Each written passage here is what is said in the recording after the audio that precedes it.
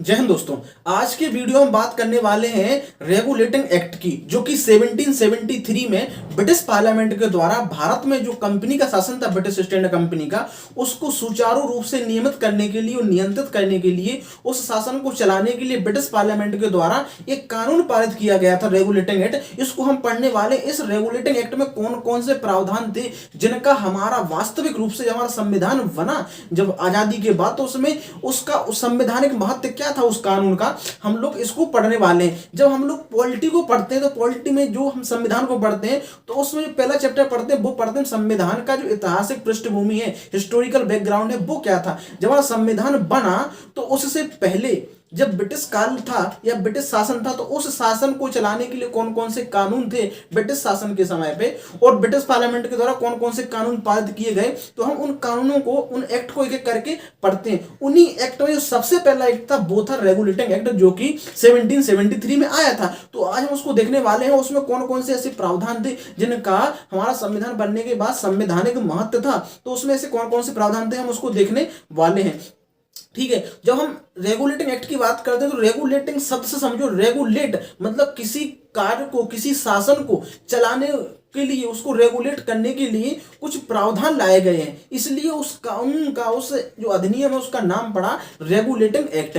यदि हम इस संविधान की विशेषताओं की बात करें या इस संविधान का महत्व क्या था, तो इस रेगुलेट एक्ट की बात कर रहे हैं, तो इस रेगुलेट एक्ट का महत्व क्या था, तो यहाँ पर देखने वाली बात यह है कि जैसे कि जब भारत में ब्रिटिश कंपनी का, जो ईस्ट इंडिया कंपनी थी, उसका भारत में शासन स्थापित हो गया, लेकिन वो कंपनी तो केवल व्यापार करने के लिए आई थी। जब वो व्यापार करने के लिए आई थी तो उस कंपनी में जब उस कंपनी ने भारत में जब विभिन्न क्षेत्रों पर कब्जा कर लिया, तो उस क्षेत्रों को सुचारू रूप से शासन करने के लिए, उस पर चलाने के लिए उसको कुछ कानून चाहिए, कुछ एक्ट चाहिए, और उसको कुछ एक्सपीरियंस तो है नहीं। तो वो जो कानून है वो कौन लाएगा? वो कानून, जो कंपनी है वो कहाँ की है? ब्रिटिश की है, इंग्लैंड की कंपनी है। तो वहां से जो पार्लियामेंट है वो उसको कानून बना के देगी कि भाई आपको कैसे शासन करना है। तो इस कानून से क्या हुआ कि इस कानून से उस कंपनी के शासन को एक शासन चलाने के लिए एक सहायता मिली कि हमें कैसे शासन चलाना है, और साथ ही जो ब्रिटिश सरकार थी उसका उस कंपनी के कार्यों में एक वो हो गया, नियंत्रण कि भाई जो कंपनी कोई भी काम करेगी तो वो सारी जो सूचनाएं हैं वो ब्रिटिश पार्लियामेंट को जाएंगी, मतलब ब्रिटिश गवर्नमेंट को जाएंगी, क्योंकि ब्रिटिश गवर्नमेंट है, वो अथॉरिटी है जो उस कंपनी को यहाँ भारत में शासन करने के लिए कानून बना के दे रही है। यूं कहें कि वो शासन यहाँ भारत में शासन कर पा रही है, क्योंकि उनको कानून या शासन करने का तो किसी प्रकार से कोई एक्सपीरियंस तो है ही नहीं। तो इसलिए वो जो कानून बनाया गया वो बनाया गया ब्रिटिश पार्लियामेंट के द्वारा। किसके लिए? ब्रिटिश जो कंपनी थी, ईस्ट इंडिया कंपनी, भारत में शासन कर रही थी, उसके लिए बनाया गया। तो जो कानून है वो पहला कब बना? 1773 में। इसका नाम पड़ा रेगुलेटिंग एक्ट। अब इस जो कानून था, इसके प्रावधान क्या थे? जब इस कंपनी के इस कानून के, इस एक्ट के प्रावधान की बात करते हैं, तो इसमें जो सबसे पहले क्या था कि भारत में जब ब्रिटिश कंपनी आई तो इसने अलग अलग क्षेत्रों में इसकी अलग अलग प्रेसिडेंसी थी। जैसे बॉम्बे प्रेसिडेंसी हो गई, मद्रास प्रेसिडेंसी हो गई, बंगाल प्रेसिडेंसी हो गई। तो इस सब प्रेसिडेंसियों के अलग अलग उसके गवर्नर थे, जो कि उस क्षेत्र को, उस प्रेसिडेंसी को देखते थे, उसमें कैसा शासन चल रहा है, उसमें कैसी जो कर प्रणाली है, ठीक है, कैसा टैक्स लिया जा रहा है, वो अलग अलग एक शासन टाइप का चल रहा था। लेकिन जब ये कानून आया तो क्या हुआ? इस कानून के तहत में जो बंगाल का जो गवर्नर था, उस बंगाल के गवर्नर को गवर्नर जनरल का पद बना दिया गया। तो वो क्या होगा? Governor general. और इस गवर्नर जनरल के अंतर्गत क्या, जो बॉम्बे के गवर्नर था और जो मद्रास का गवर्नर था वो इसके अंतर्गत आ गया। मतलब कि जो सर्वोपरि कौन हो गया? बंगाल का गवर्नर। इस प्रकार से भारत में पहली बार केंद्रीय, मतलब ब्रिटिश पार्लियामेंट, मतलब ब्रिटिश शासनकाल में पहली बार एक केंद्रीय शासन की स्थापना हुई, कि ताकि एक केंद्र के शासन रहे, और एक केंद्रीय के शासन रहे, एक ऊपर रहे सिस्टम, ठीक है, और उसके नीचे अलग अलग जो गवर्नर है वो रहे, और जो ऊपर है वो प्रमुख रूप से वो उनको आदेश दे किस प्रकार से आपको शासन करना है। जो बंगाल का गवर्नर था उसको बना दिया गया गवर्नर जनरल, ठीक है, गवर्नर जनरल ऑफ बंगाल। और इस गवर्नर जनरल के अंतर्गत जो मद्रास के, ठीक है, मद्रास के और बॉम्बे के जो गवर्नर थे वो इसके अंतर्गत आने लगे। तो जो भारत का जो पहला या यू सॉरी बंगाल का जो पहला गवर्नर जनरल था वो था वॉरेन हेस्टिंग। जो वॉरेन हेस्टिंग था वो पहले कहाँ का था, बंगाल का गवर्नर था, लेकिन इस कानून के तहत उसको गवर्नर जनरल का पद दे दिया गया, तो उस प्रकार से वो गवर्नर जनरल बन गया। तो यहां से क्वेश्चन बन सकता है, यहां से क्वेश्चन बनता है कि जो बंगाल का पहला गवर्नर जनरल था वो था वॉरेन हेस्टिंग, और अंतिम गवर्नर था बंगाल का, वो क्वेश्चन बनता है कि वो था वॉरेन हेस्टिंग। तो इससे दो क्वेश्चन ऐसे बन सकते हैं। तो वॉरेन हेस्टिंग क्या है, बंगाल का प्रथम गवर्नर जनरल। इसी के अंतर्गत बॉम्बे का और मद्रास का गवर्नर इसके अंतर्गत आ गया। अब क्या हुआ कि जो इसी कानून के अंतर्गत सुप्रीम कोर्ट की स्थापना की गई कोलकाता में 73 में एक्ट आया, और 1774 में सुप्रीम कोर्ट की स्थापना की गई कहां पे, कोलकाता में। और इस जो सुप्रीम कोर्ट के जो मुख्य न्यायाधीश थे वो थे एलिजा एम्पे, और इसी के साथ 3 अन्य न्यायाधीश और थे, जस्टिस और थे। तो इस प्रकार से सुप्रीम कोर्ट की जो एक यूं कहें कि सुप्रीम कोर्ट का जो कहां से आया, तो वो इस कानून के तहत देख सकते हैं। सुप्रीम कोर्ट सबसे पहले 1774 में इस कानून के तहत कोलकाता में बना, बंगाल में बना, और उसके जो प्रथम गवर्नर प्रथम जो चीफ जस्टिस थे वो थे एलिजा एम्पे।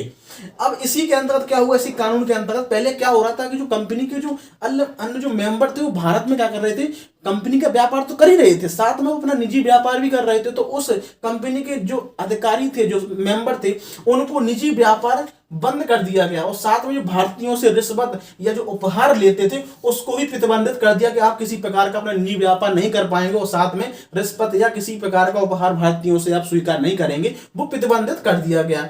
और इसके अलावा क्या कर दिया गया, जो ब्रिटिश पार्लियामेंट थी, उस ब्रिटिश पार्लियामेंट ने जो कानून पास किया रेगुलेटिंग एक्ट, इस एक्ट के तहत क्या किया, जो कंपनी की जो गवर्निंग बॉडी थी, जो कि ब्रिटेन में लंदन में बैठी हुई थी, कोर्ट ऑफ डायरेक्टर निदेशक मंडल, उसको क्या कर दिया गया निदेशक मंडल को कि आप जो भी भारत में जो भी क्रियाएं चल रही हैं, या जो भी आपकी जो राजनीतिक या राजस्व या नागरिक और सैन्य संबंधित जो भी आपके मामले हैं, उसकी क्या रिपोर्ट आ रही है, उसका क्या भारत में कैसे आप शासन कर रहे हो, कैसा उसका रेगुलेट कर रहे हो, सारी चीजें, वो सारी बातें आप किसको, जो ब्रिटिश गवर्नमेंट है, ब्रिटिश पार्लियामेंट है, उसको सारी रिपोर्ट एक प्रकार से उसको प्रस्तुत करोगे, उसको बताओगे। तो इस प्रकार से इस कानून के तहत क्या हुआ कि ब्रिटिश ईस्ट इंडिया कंपनी की जो गवर्निंग बॉडी थी, कोर्ट ऑफ डायरेक्टर था, उस पर ब्रिटिश ईस्ट इंडिया कंपनी जो ब्रिटिश गवर्नमेंट थी, जो ब्रिटिश पार्लियामेंट थी, उसका एक प्रकार से नियंत्रण हो गया। तो जब इसका नियंत्रण हो गया, और ये जो है कोर्ट ऑफ डायरेक्टर, कंपनी को, जो कंपनी का कोर्ट ऑफ डायरेक्टर कंपनी को निर्देश कर रहा है, डायरेक्ट कर रहा है, गवर्निंग बॉडी है उसकी, और वो गवर्निंग बॉडी किसके अंतर्गत आ गई है, ब्रिटिश पार्लियामेंट के अंतर्गत, ब्रिटिश गवर्नमेंट के अंतर्गत। तो फिर वो सारी जो इंफॉर्मेशन है कि कैसे काम कर रही है ब्रिटिश जो कंपनी है, वो कैसे भारत में काम करेगी, कैसे शासन करेगी, उसकी जो सारी रिपोर्ट है वो ब्रिटिश जो गवर्नमेंट थी उसके पास कौन देने लगा, कोर्ट ऑफ डायरेक्टर। तो इस प्रकार से जो ब्रिटिश गवर्नमेंट थी, वो सारा ब्रिटिश गवर्नमेंट का भारत में एक प्रकार शासन स्थापित हो गया। शासन कौन कर रही है, कंपनी, लेकिन कंपनी के ऊपर किसका नियंत्रण हो गया, ब्रिटिश गवर्नमेंट का। तो डायरेक्ट रूप से ब्रिटिश गवर्नमेंट भारत शासन नहीं कर रही थी, उसने कानून बना के दिया, और कंपनी यहाँ पे शासन कर रही है, और कंपनी के ऊपर नियंत्रण हो गया किसका, ब्रिटिश गवर्नमेंट का। तो इस प्रकार से ब्रिटिश गवर्नमेंट शासन का जो एक इनडायरेक्ट रूप से भारत में उसका शासन स्थापित हो गया था, लेकिन कंपनी शासन यहाँ पे कर रही थी। तो लेकिन जब बाद में 1857 की क्रांति होती है, तो उसके बाद 1858 में अधिनियम आता है, भारत शासन अधिनियम। तो उसके अंतर्गत बाद में जो कंपनी का शासन था उसको बंद कर दिया जाता है, या कंपनी शासन का अंत कर दिया जाता है, और भारत का जो शासन था वो पहुंच जाता है किसके पास, क्राउन के पास। ठीक है, उस समय की जो महारानी थी उनके पास पहुंच जाता है। अब कंपनी यहाँ पर शासन नहीं करेगी। तो इस प्रकार से पहले कंपनी का शासन रहा, फिर रहा क्राउन का शासन, और फिर इसके बाद भारत आजाद हो गया। तो इस प्रकार से हम देख सकते हैं।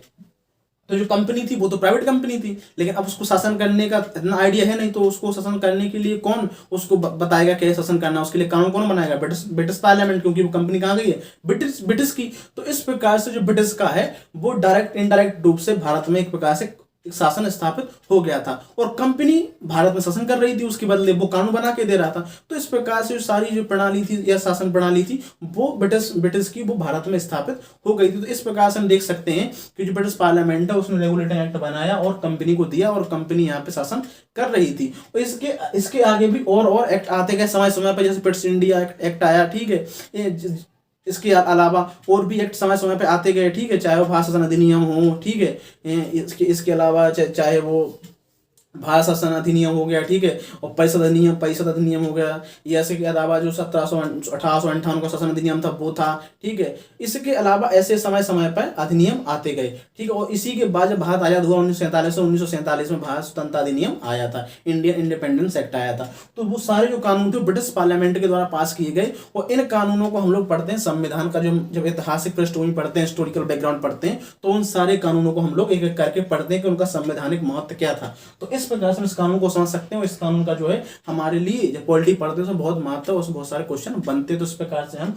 ये जो रेगुलेटिंग एक्ट है उसको समझ सकते हैं, रेगुलेटिंग एक्ट क्या था और कैसे आया था। सबसे बड़ा इसके जो पीछे कारण था वो ये था कि जो भारत में ब्रिटिश ईस्ट इंडिया कंपनी आती है, तो इस शासन करने से पहले वो क्या करती है, बहुत सारे भारत में युद्ध लड़ती है क्षेत्रों में, जैसे प्लासी का युद्ध हो गया, बक्सर का युद्ध हो गया। इन दोनों युद्ध से ही एक प्रकार से भारत में प्रत्यक्ष रूप से जो कंपनी का शासन स्थापित हो गया था, उसके कब्जे में बहुत सारा क्षेत्र आ गया था बंगाल का, ठीक है। इसके अलावा उसने कर्नाटक युद्ध लड़े, ठीक है, मैसूर का युद्ध लड़ा, मराठों से युद्ध लड़े, और जो कंपनी जो ब्रिटिश ईस्ट इंडिया कंपनी थी वो साथ में जो फ्रांसीसी कंपनी थी वो भी साथ में लड़ रही थी, दोनों युद्ध लड़ रही थी। तो इसमें क्या होगा, युद्ध में बहुत सारा कंपनी का बहुत सारा नुकसान हो गया, तो उसको कंपनी को ब्रिटिश गवर्नमेंट से बहुत सारा पैसा लेना पड़ा। तो कहीं ना कहीं कंपनी पर ब्रिटिश गवर्नमेंट का ये भी प्रभाव था, एक दबाव था, ठीक है।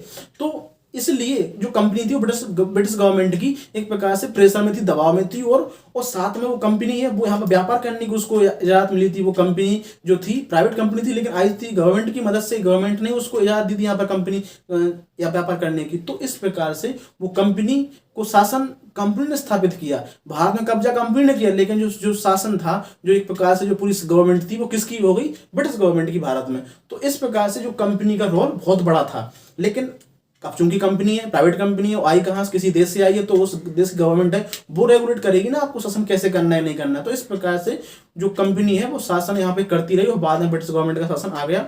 तो इस प्रकार से रेगुलेटिंग एक्ट को समझ सकते हैं। और ये हमारे पॉलिटी है, पॉलिटी का एक बहुत इंपॉर्टेंट टॉपिक है। इसके अलावा और भी जो एक्ट हैं, पिट्स इंडिया एक्ट है, हम अगले वीडियो में पिट्स इंडिया एक्ट को समझेंगे, और फिर उसके अलावा और भी अलग अलग जो एक्ट आए हुए हैं ब्रिटिश शासन काल के दौरान, एक एक करके उनको समझ लेंगे, और पॉलिटी के जो सारे टॉपिक हैं वो हम एक एक करके उनको समझेंगे। यदि आपको ये समझ में आया हो, यदि आपको अच्छा लगा हो वीडियो, तो प्लीज़ वीडियो को लाइक कीजिए, शेयर कीजिए, और साथ में चैनल को सब्सक्राइब कर लीजिए, ताकि जब भी हमारा कोई नया वीडियो आता है आप तक आसानी से पहुंच जाए। ये जो वीडियो है इसके अलावा और सब्जेक्ट के वीडियो भी आएंगे, तो पॉलिटी का है, ज्योग्राफी हो गया जैसे, ठीक है, पॉलिटी हो गया, हिस्ट्री हो गया, इस सारे संबंधित टॉपिक हैं इसमें बनाते रहेंगे। जो यूपीएससी या स्टेट पीसीएस में जो उसके सिलेबस संबंधित टॉपिक हैं वो सारे हम लोग बताएंगे, सारे उसमें वीडियो बनाएंगे समय समय पे। तो आप लोगों को यदि वीडियो पसंद आए तो प्लीज़ वीडियो को लाइक कीजिए, शेयर कीजिए, और साथ में चैनल को सब्सक्राइब कर लीजिए, ताकि जब भी हमारा कोई नया वीडियो आता है तो आप तक वो आसानी से पहुंच जाए। दोस्तों, जय हिंद।